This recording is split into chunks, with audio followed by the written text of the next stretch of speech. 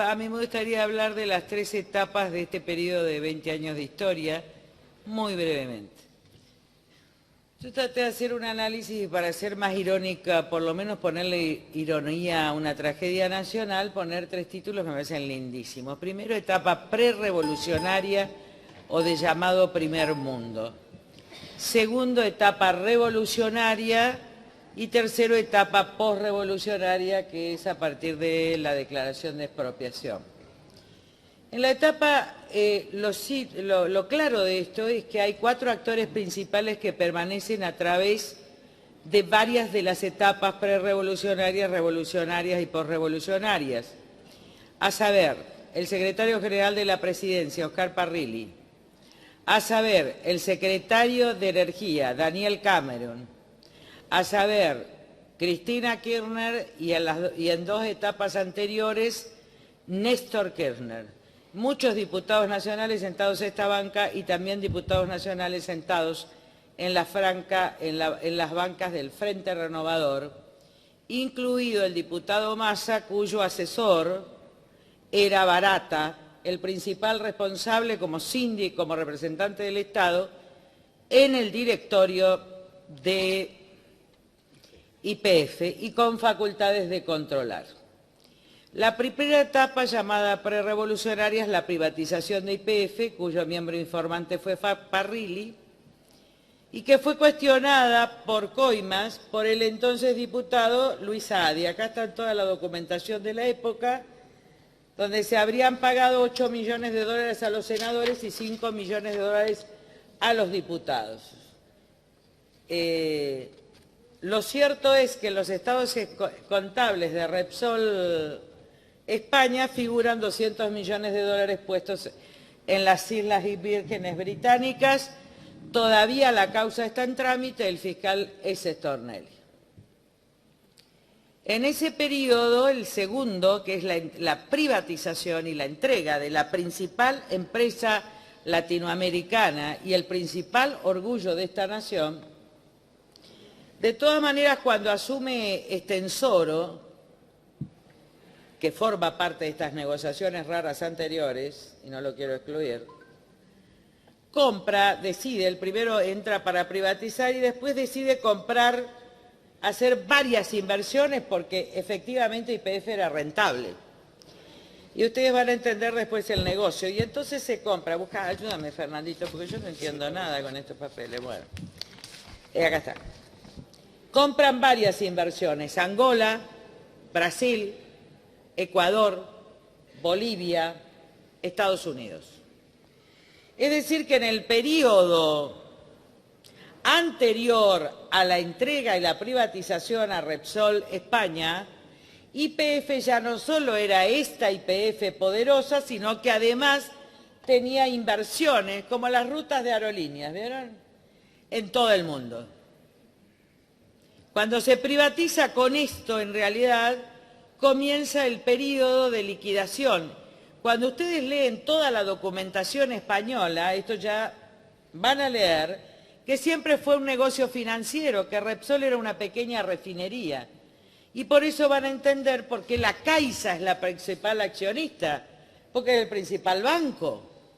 Y sus socios son políticos, acá tiene mucho que ver Felipe González. En todos estos procesos, Felipe González anda de punta a punta. En ese momento, Felipe González era clave en esta negociación, como lo fue en la venta de este hombre, de Petersen, ¿cómo es?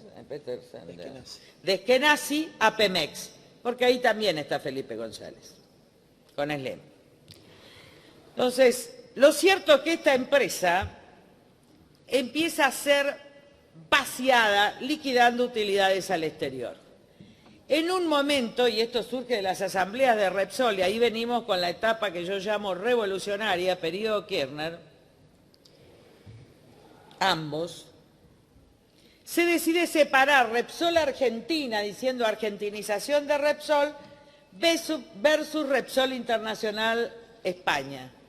La casualidad, señor presidente, es que todas las inversiones que tenía YPF, incluida Angola, incluido Brasil, Ecuador, Estados Unidos, todas pasaron a Repsol Internacional y se fueron de Repsol a Argentina.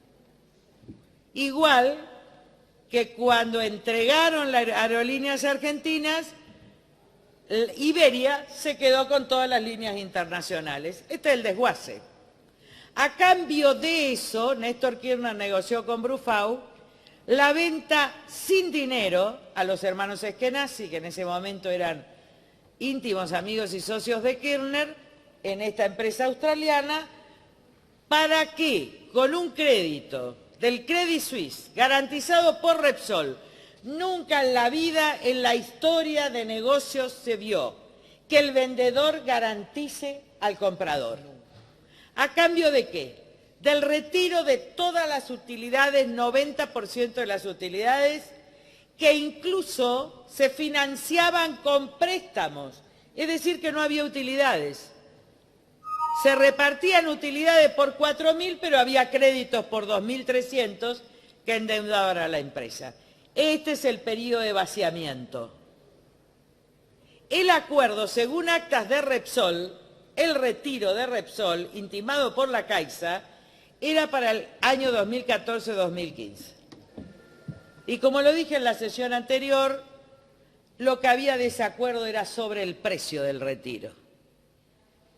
Los españoles querían 5.000 millones, porque entonces Brufau hacía el último gran negocio financiero, y los argentinos querían pagar menos, y por eso expropiaron. Y acá está mi versión donde amplío la denuncia por asociación ilícita y por el vaciamiento que tenemos desde el año 2006 y que está incorporada a toda la prueba. Y que no se preocupen, prescriben el 2022. Acá muchos van a ir presos, españoles y argentinos.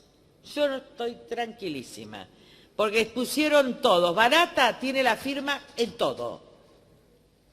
Todo. Entonces yo quiero saber ahora en qué se pusieron de acuerdo. Fines de los estados contables del año pasado de Repsol, 5.000 millones de euros. ¿Qué le pagamos? 5.000 millones de dólares. Le cierra el balance a Repsol y nosotros pagamos las concesiones que debíamos haber rescindido por vaciamiento. Mi primera denuncia es porque hacían contrabando y exportaban en negro a Chile, que es la que todavía está pendiente. Denunciamos cuando abren los negocios para meter a Cristóbal López y a Bulgeroni en las acciones. ¿Y saben dónde negociaba Devido con Bulgeroni?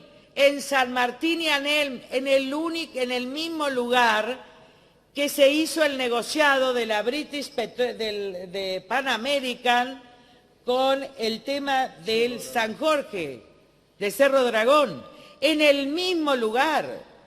Yo los veía, señor presidente, porque a mí me avisaba la gente de alrededor cuando entraba Devido a negociar en ese lugar donde están los Bulgeroni. Como pedimos la intervención al Banco de Valores de España, se paró la ampliación de acciones. Cuando se paró la ampliación de acciones vino lo de Eskenazi. Después vino como mecanismo de choque para acordar el precio, la intervención y la toma de la empresa. Y ahora estamos todos de acuerdo, 5.000 millones de dólares que no paga Dios, ni pagan los bonos, paga el pueblo de la nación argentina y no paga este gobierno. Este es el periodo postrevolucionario, del futuro del que hablaba Feletti. La mayor empresa de América, entregada como Chile no entregó el cobre, ni Brasil entregó Petrobras.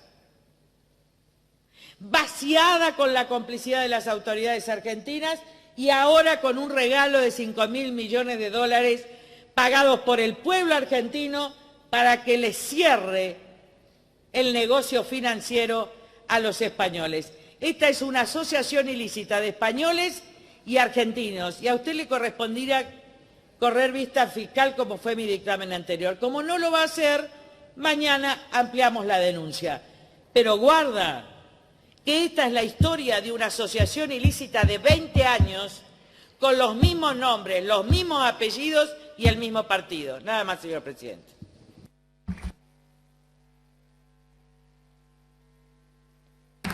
Diputada Parrilli, por una cuestión de privilegio.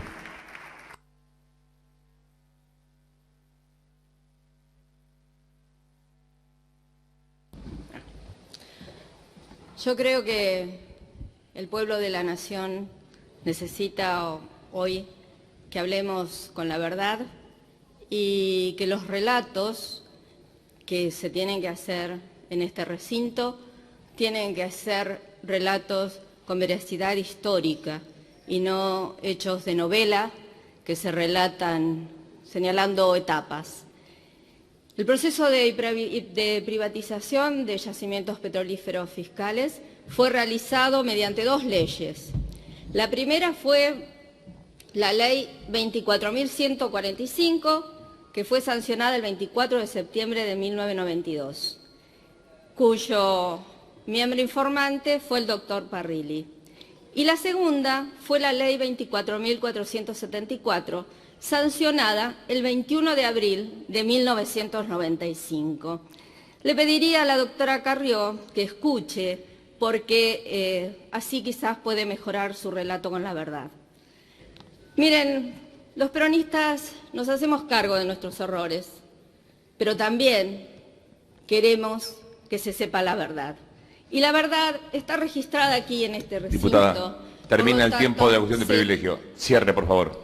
Bueno, simplemente eso, aclarar que este recinto merece que hablemos con datos y que hablemos con la verdad, y no eso de que miente, que algo queda. Gracias, diputada. A la comisión pertinente.